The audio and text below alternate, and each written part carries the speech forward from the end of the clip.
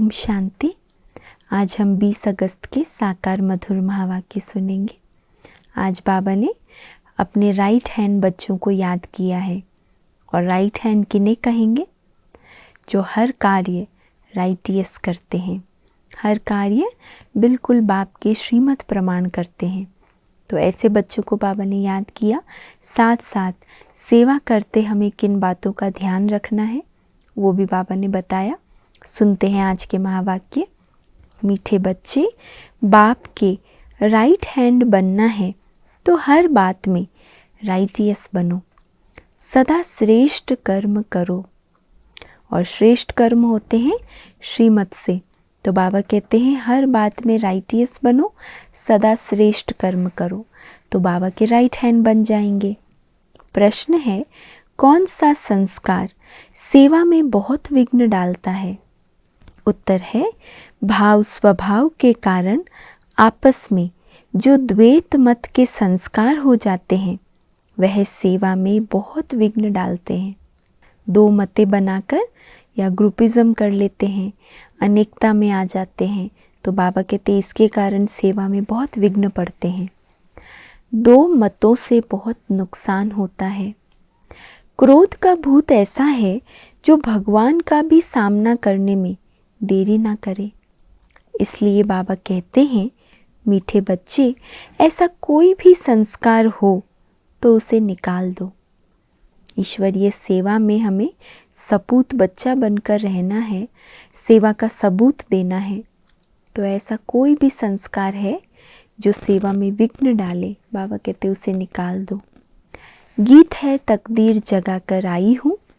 ओम शांति। मीठे मीठे रूहानी बच्चों ने गीत सुना। रूहानी बच्चों अर्थात शिव बाबा जो सुप्रीम रूह है, उनके बच्चों आत्माओं ने शरीर रूपी कर्मेंद्रियों द्वारा गीत सुना। अब तो बच्चों को आत्माभिमानी बनना है, बहुत मेहनत भी है। घड़ी घड़ी अपने को आत्मा समझ बाप को याद करना है, ये है गुप्त मेहनत। बाप भी गुप्त तो मेहनत भी गुप्त कराते हैं। बाप स्वयं आकर कहते हैं बच्चों मुझे याद करो, तो कल्प 5000 वर्ष पहले मुआफिक फिर से सतो प्रधान बनेंगे। बच्चे समझते हैं हम ही सतो प्रधान थे, फिर हम ही अब तमो प्रधान बने हैं। जब सतो प्रधान थे, कोई दुख, अशांति, चिंता, रोग, शोक, कोई भी प्रकार का नाम निशान नहीं था। तो मालूम है अब ये सब आ गया है इस जीवन में, तो हम ज़रूर तमो प्रधान बन गए। सतो प्रधान बनना है ज़रूर। गीत में भी कहते हैं तकदीर जो गंवाई हुई है वह फिर पाने के लिए तदबीर कराने वाला एक ही सर्वशक्तिवान बाप है। क्योंकि सबको पावन बनाते हैं ना, बाप बच्चों को समझाते हैं, हे रूहानी बच्चों, अब तकदीर बनाने आए हो। स्टूडेंट स्कूल में तकदीर बनाने जाते हैं ना, वह तो छोटे बच्चे होते हैं। तुम छोटे नहीं हो, तुम तो बड़े बुजुर्ग हो। क्यों है? बाबा कहते तुम छोटे छोटे नहीं हो, बहुत बुजुर्ग हो, क्योंकि तुम इस चक्र में सबसे पहले पहले आए हो। तुम्हारी आत्मा ने पूरे 84 जन्म लिए हैं, तो सबसे ज़्यादा अनुभवी तो हम बच्चे हुए ना। तकदीर बना रहे हो। हाँ, कोई बूढ़े बूढ़े भी हैं। बुढ़ापे से जवानी में पढ़ना अच्छा होता है। जवान की बुद्धि अच्छी होती है, ये तो सबके लिए बहुत सहज है। तुम्हारा शरीर तो बड़ा है ना, यह बेबी है। बाबा के सामने क्लास में कोई छोटा बच्चा बैठा है, तो बाबा उसको देखकर कह रहे ये बेबी है, इतना नहीं समझ सकेंगे क्योंकि आर्गन्स छोटे हैं।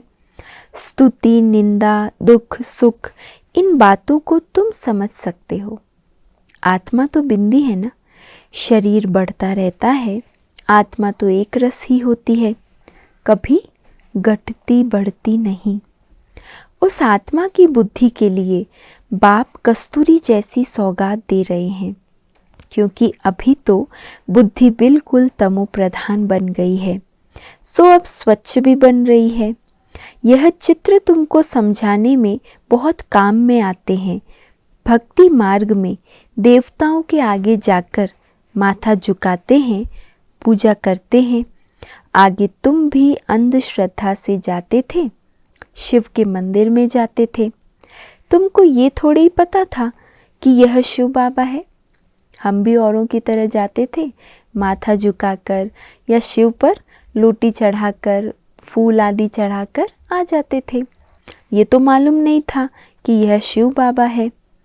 बाबा से ज़रूर वर्षा मिला है, तब तो उनकी महिमा गाई जाती है। कोई अच्छा काम करके जाते हैं तो उनकी महिमा गाई जाती है। स्टैम्प बनानी चाहिए शिव बाबा की।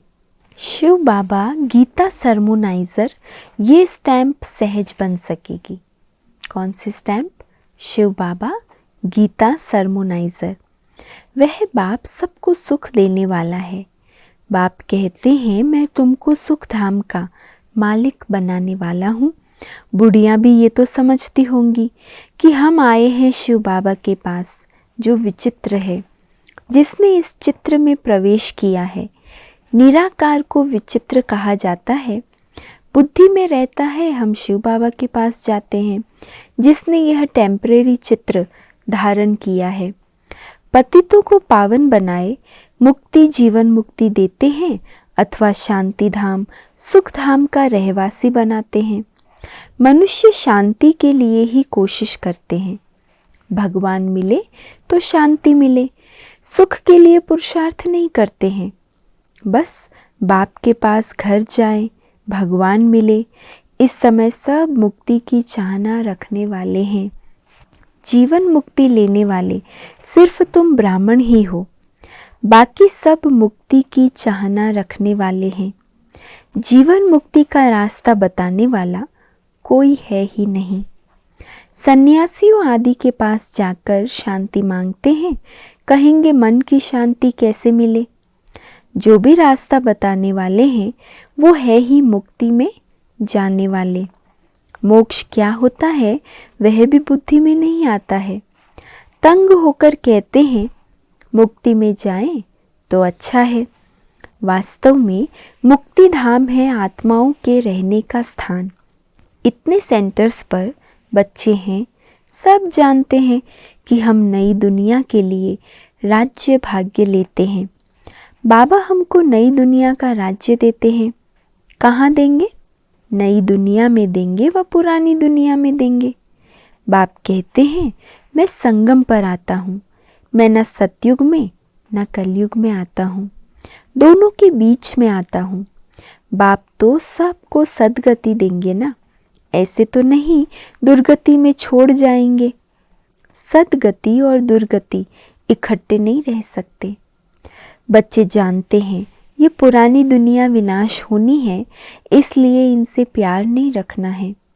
बुद्धि कहती है बरोबर अभी हम संगम युग पर हैं, ये दुनिया बदलने वाली है। अब बाप आया हुआ है। बाप कहते हैं मैं कल्प कल्प संगम पर आता हूँ, तुमको दुख से छुड़ाए हरि के द्वार ले जाता हूँ। ये ज्ञान की बात है। हरिद्वार कृष्ण का द्वार अर्थात कृष्णपुरी को कहा जाता है। अच्छा, उनके पीछे फिर लक्ष्मण झूला लगा दिया है। पहले हरिद्वार आएगा। सतयुग को हरिद्वार कहा जाता है, फिर राम लक्ष्मण आदि दिखाते हैं। तो कृष्णपुरी, हरिद्वार, सतयुग, और फिर जो ये झूला दिखाया है तो राम लक्ष्मण त्रेता युग। वह बात कोई है नहीं, वह तो बनाई हुई बात है। राम को कितने भाई दे दिए हैं? 4 भाई तो होते नहीं, 4-8 भाई तो यहाँ होते हैं, है ना। सतयुग में तो इतने संतान नहीं होती है, ये तो कलयुग में होते हैं। एक तरफ है ईश्वरीय संतान, दूसरी तरफ है आसुरी संतान। अभी तुम जानते हो शिव बाबा ब्रह्मा तन में आए हैं। शिव बाबा है, ब्रह्मा है दादा, प्रजापिता है। वह आत्माओं का पिता तो अनादि है। इस समय ब्राह्मणों को रचते हैं। ऐसे नहीं कि शिव बाबा सालिग्राम को रचते हैं, नहीं, सालिग्राम तो अविनाशी है ही है। सिर्फ बाप आकर पवित्र बनाते हैं। जब तक आत्मा पवित्र नहीं बनी है तब तक शरीर कैसे पवित्र बन सकता। हम आत्माएं पवित्र थी तो सतो प्रधान थी, अभी अपवित्र तमो प्रधान है, फिर सतो प्रधान कैसे बने। ये तो सहज समझ की बात है। तुम इस समय खाद पड़ने से पतित तमो प्रधान हो गए हो, अब फिर सतो प्रधान बनना है। हिसाब किताब चुकतू कर सब शांति धाम व सुख धाम में आएंगे। आत्माएं निराकारी घर से कैसे आती है उसकी यादगार भी क्रिश्चियन लोग झाड़ में बल्ब लगाकर मनाते हैं। क्रिश्चियन लोग क्या करते हैं, क्रिसमस ट्री सजाते हैं तो छोटे छोटे बल्ब उसमें जगाते हैं, डेकोरेट करते हैं। तो बाबा कहते हैं ये आत्माओं का निराकारी घर का जो स्वरूप है उसकी यादगार है। तुम जानते हो ये सभी धर्मों की अलग अलग शाखाएं हैं। वहाँ से आत्माएं कैसे नंबरवार नीचे उतरती है ये नॉलेज तुमको मिल गई है। हम आत्माओं का घर शांति धाम है। अभी है संगम, वहाँ से सब आत्माएं आ जाएगी, फिर सब जाएंगे। प्रलय तो होने की नहीं है। तुम जानते हो हम बाबा से तकदीर बनाने फिर से स्वराज्य लेने आए हैं। ये कोई सिर्फ कहने मात्र नहीं है, याद से ही वर्षा मिलेगा। बाप कहते हैं देह सहित जो भी देह के मित्र संबंधी आदि है सबको भूल जाओ। चित्र और विचित्र है ना, विचित्र उनको कहा जाता है जिनको देखा नहीं जाता है। ये बहुत महीन बातें हैं। आत्मा कितनी छोटी है, उनको घड़ी घड़ी पार्ट बजाना पड़ता है और किसकी बुद्धि में ऐसी बातें है नहीं। पहले पहले तो ये बुद्धि में बिठाना है कि हम आत्मा हैं, वो हमारा बाप है, उनको ही पतित पावन हे भगवान कह याद करते हैं। दूसरी कोई जगह जाने की दरकार नहीं है। तो याद भी एक को करना चाहिए ना। भगवान को याद करते हैं तो ज़रूर उससे कुछ मिलने का होगा। फिर दर दर धक्के क्यों खाते हो। भगवान को पुकारते हैं तो ज़रूर कुछ तो प्राप्ति है, तब तो पुकारते हैं। लेकिन फिर भी पहचान न होने के कारण दर दर भटकते रहते हैं। भगवान को तो परम धाम से आना पड़ेगा ना। हम तो जा नहीं सकते, हमारे अंदर तो ताकत रही नहीं, क्योंकि पतित है ना। पतित वहाँ जा न सके। अभी तुम वंडर खाते हो। भक्ति मार्ग का पार्ट कैसा वंडरफुल है। एक भगवान को ही याद करते हैं, हे ईश्वर, हे परमपिता, ओ गॉड फादर। जब वो एक ही है फिर दूसरी तरफ धक्के क्यों खाते हो। वह एक ऊपर में रहते हैं, परंतु ये सब नूंद है। ड्रामा अनुसार भक्ति करते हैं, लेकिन कैसे। बाबा ने बहुत वंडरफुल शब्द यूज़ किया आज। ड्रामा अनुसार भक्ति तो करते हैं, बेहद बेसमझी से, बेसमझी भी नहीं लेकिन बेहद की बेसमझी से। अभी तुम फिर बेहद समझदार बनते हो। श्रीमत पर चलने वाले ही समझदार बनते हैं। वो फिर छुपे नहीं रह सकते, वह सदैव श्रेष्ठाचारी काम ही करेंगे। बाप कहते हैं हम दुख हरता सुख करता है, तो बच्चों को भी कितना मीठा बनना चाहिए। बाप का राइट हैंड बनना चाहिए। ऐसे बच्चे ही बाप को प्रिय लगते हैं। जो बाबा के ऐसे राइट हैंड्स हैं, ऐसे बच्चे ही बाबा को प्यारे लगते हैं। राइट हैंड है ना, तुमको मालूम है लेफ्ट हाथ से इतना काम नहीं कर सकते हैं, क्योंकि राइट हाथ राइटियस काम करते हैं। इसलिए इस राइट हाथ को ही शुभ काम में लगाते हैं। पूजा हमेशा राइट हैंड से करते हैं। बाप कहते हैं हर बात में राइटियस बनो। बाप मिला है तो खुशी होनी चाहिए ना। बाप कहते हैं मामे कम याद करो तो फिर अंतमति सो गति हो जाएगी। मत और गत व गति करने की मत एक ही है। गाया भी जाता है ईश्वर की गत मत ईश्वर ही जाने। पतित पावन वही है, वो जानते हैं मैं मनुष्यों को पावन बनाए दुर्गति से सद्गति में कैसे ले जाऊंगा। भक्ति मार्ग में कितनी मेहनत करते हैं परंतु सद्गति होती नहीं, फल कुछ भी मिलता नहीं। सद्गति देने वाला तो एक ही बाप है। भक्ति में जो जिस भावना से पूजा करते हैं उनको वह फल देने वाला मैं ही हूँ। वह भी ड्रामा में नूंद है, उनको आपे ही मिल जाता है अपने पुरुषार्थ से। अब पवित्र भी अपने पुरुषार्थ से बच्चों को बनना है। बाप कहते हैं मीठे मीठे बाप को याद करो। वही सर्वशक्तिमान ऑलमाइटी अथॉरिटी कितना अच्छा बनाते हैं। तुम सब कुछ जान चुके हो, फिर बाप से वर्षा ले रहे हो। रचयिता और रचना की नॉलेज तुम्हारी बुद्धि में है। तुम जानते हो ये नॉलेज हमारे में नहीं थी। यज्ञ तप आदि करना, शास्त्र आदि सुनना, ये है शास्त्रों की नॉलेज।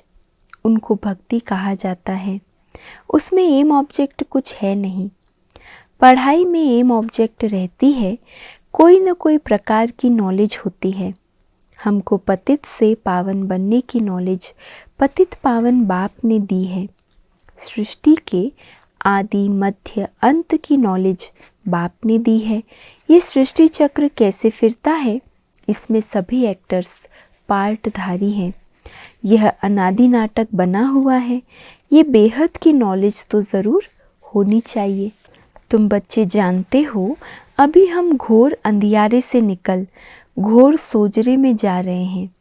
तुम अभी देवता बन रहे हो, ये भी समझाना है कि आदि सनातन तो देवी देवता धर्म है, जिसे हिंदू धर्म कह दिया है।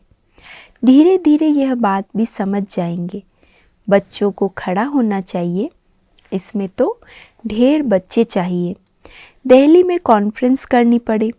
परिस्तान भी दिल्ली को कहा जाता है। यही जमुना का कंठा था। दिल्ली कैपिटल है, बहुतों के हाथ आई है। देवताओं की कैपिटल भी ये थी। दिल्ली में बहुत बड़ी कॉन्फ्रेंस होनी चाहिए, परंतु माया ऐसी है जो करने नहीं देती, विघ्न बहुत डालती है। आजकल भाव स्वभाव भी बहुत हो गए हैं ना। बच्चों को आपस में मिलकर सर्विस में लगना है। वे लोग भी आपस में नहीं मिलते हैं तो राजाई ही उड़ जाती है। दो पार्टी हो जाती है तो प्रेसिडेंट को भी उड़ा देते हैं।